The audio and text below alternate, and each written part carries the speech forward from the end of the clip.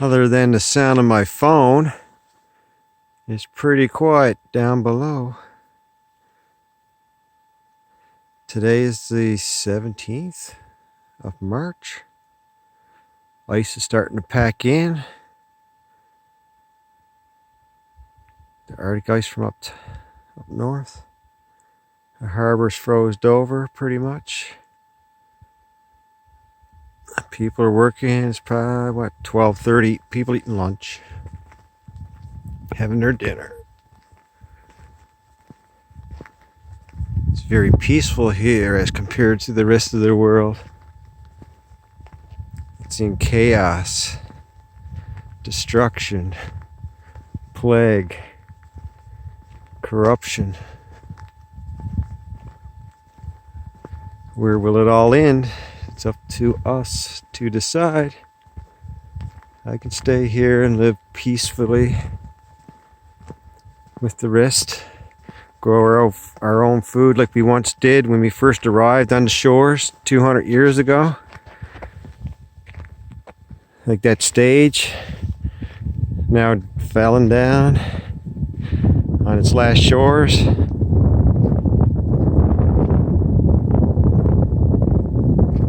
Our grandparents, our great-great-great-grandparents came here and they turned the soil to grow their food, to cut the trees, to grow or to build their homes, their wharves, their stages. They fished the water for free to make a living for their family so that I could be here today. But in my reality of today, I cannot go out on the water and fish in the bay because I don't have a license that the government throws down upon me to take the fish, to take my life, the livelihoods of the community who sit abandoned by the government that was put in place to protect them, only to discover that there's nobody in the house. They all abandoned it. Their leader has abandoned his post. And the same here in Newfoundland. When a premier resigns, he no longer has power. And what he's doing now is bringing disaster to the whole nation of Newfoundland and Labrador. So people need to wake up to the reality that we're in, because we're all in this reality, unbeknownst to all the other realities that are out there in the world, each our own, but yet interconnected with the many, and in times all connected to the one. When there's a one silent voice with dogs barking as he passes, the energy they feel from the body that it creates.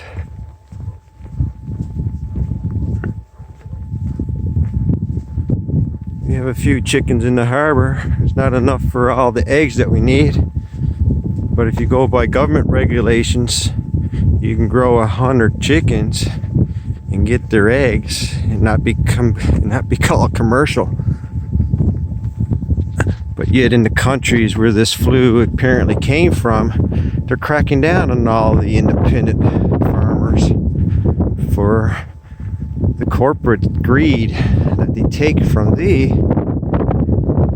Now destroyed our one and only fishery. So goes the shrimp, so goes the cod, so goes the crab that we're told by the government officials who can't even do a satellite count of the seals that are out. 10 million of them devouring our food supply. 20 million pounds a day. Do the numbers. I did. They all add up. Some will not believe, but that's what it is. Now this was a place where my grandfather fished. He had a stage right on those rocks right there, right where that pan of ice is. And in my young day, I fished with my father, and that's where they laid up their salt fish to sell to the fish merchants that took all their wealth. And now all we have is left is a little island with a few fire pits picnic tables and a small little lighthouse with a shit house that goes back to the sea. It's all natural, but when you have million of thee in a city that pumps their crap into the oceans and pollutes it with no worries, you soon come to discover that it's all polluted, along with the minds of many. Unfortunately, we come to this point in our world today where they're trying to lay down many to rest in a not very uncomfortable way. When the Spaniards came, they looked at the hummocks. It guided them here to this place of heaven, protected by the ocean, protected by the wind. Thousands of people grew up in between them, all dispersed all over the world, across Canada, US, Korea, all wishing to be back home to a place where they had a heaven on earth and freedom to roam as child should do. Learn and play and learn from your families, not from a system that destroys us all, divides us all, separates us all, takes away our economics. This used to be full of boats. Now there's only 3. And neither one of them are really from here. There's one big blue one, the biggest one here. The fisherman thought of selling his gear. But where does he go? Where does he stay? Some tropical paradise far, far away. Seems that that's where everyone has gone to stay. Nobody's back on this barren land, frozen in ice, that gives us life.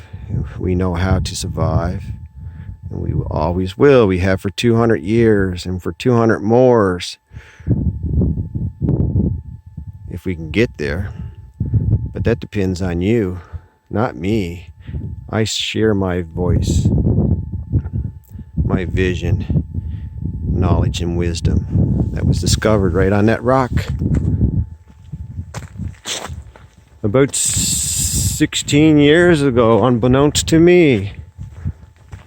A light appeared above me.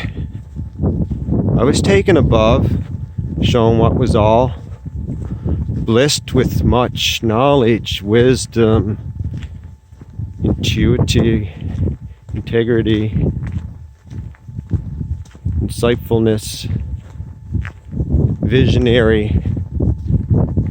That's where I went up into the sky above, touched the universe, seen all of it. And now we're in a place where it's been flattened. War, disease, famine, lack of, because of a few that have trillions that took, leave us desperate, broken, on an island in the middle of the ocean.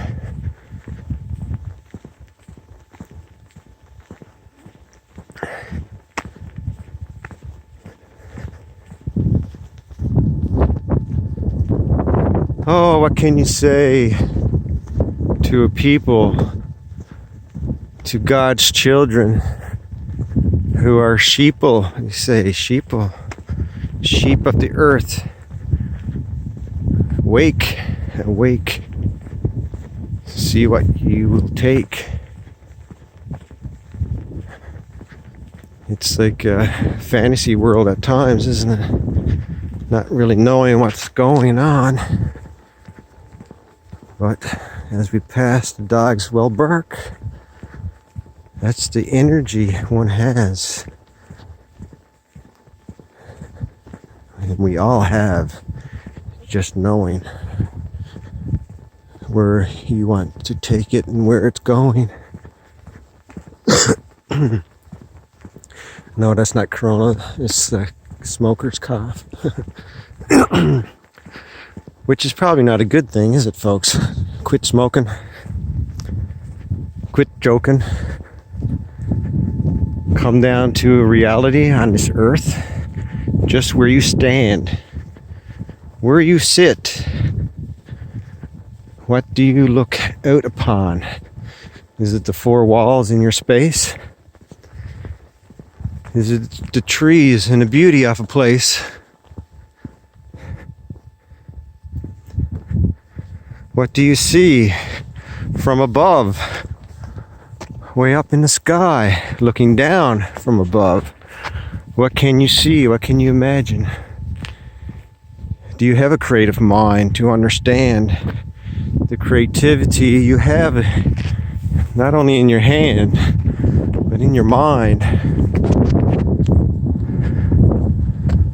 Now, if we were blessed with all this beauty, freedom, fresh air,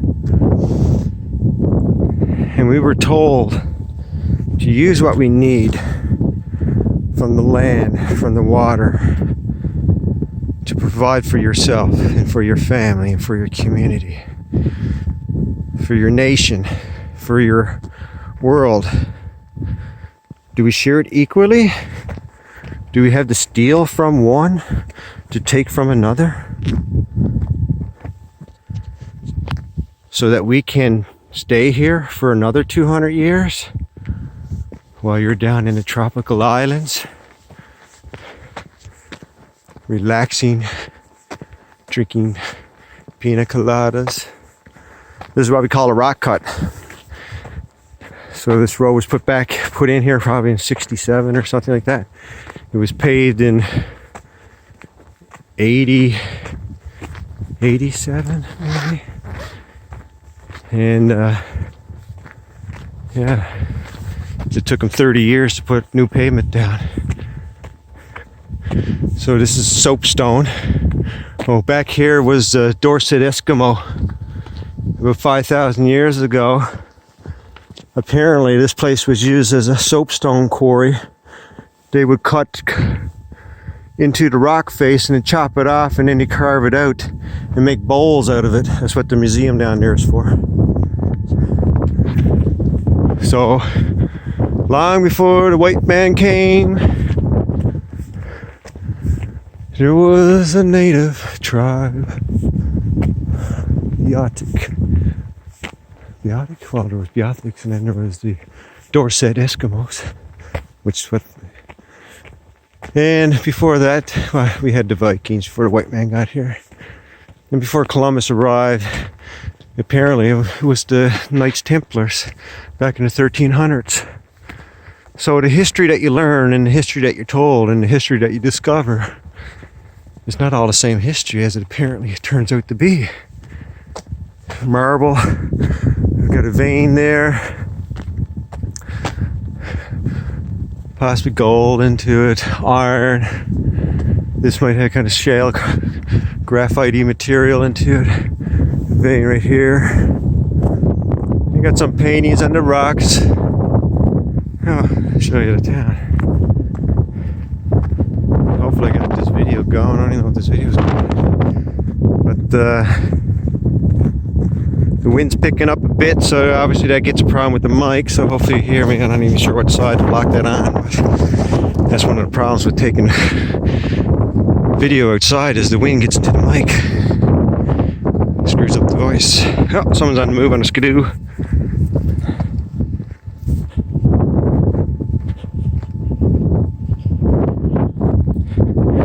Yeah, we got lots of snow, folks. Lots of snow. Here, there's a stop sign there. Plowed up. Get up here on the snowbank, give you a view. So as you can see, we're iced in. So that's the Harbor Authority. That's Saltwater Joyce fish plant. That there is the now seal plant, Focalux International, I believe they're called. So, as a small community, if it used to be 1,000 people that lived here, there's thousands that were born here and left. We have the seal plant that's open a couple of months a year if you're lucky. The other plant's closed down, and the Harbor Authority, not much going on there. Put in a couple new wharves and stuff, which is great actually. there's more to be done there. Lots to be done.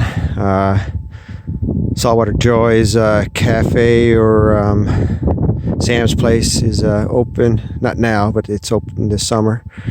It's a wonderful little place. Great food, good hospitality and people. And yeah. So we need to decide as a people what we're going to have to do in the very near future if things get worse. And we used to grow a lot of our own food. Actually, we grew all of our food here that we needed to survive for 200 years. And now you may have half a dozen gardens of a few families. And I got my doubts if they grow enough to get them through a winter, but hopefully they do. But we'll definitely need to be planting more and get some seeds in the ground very soon. Germination mode. Because we want some stuff coming out early. And if you can grow in your house, grow food in your house.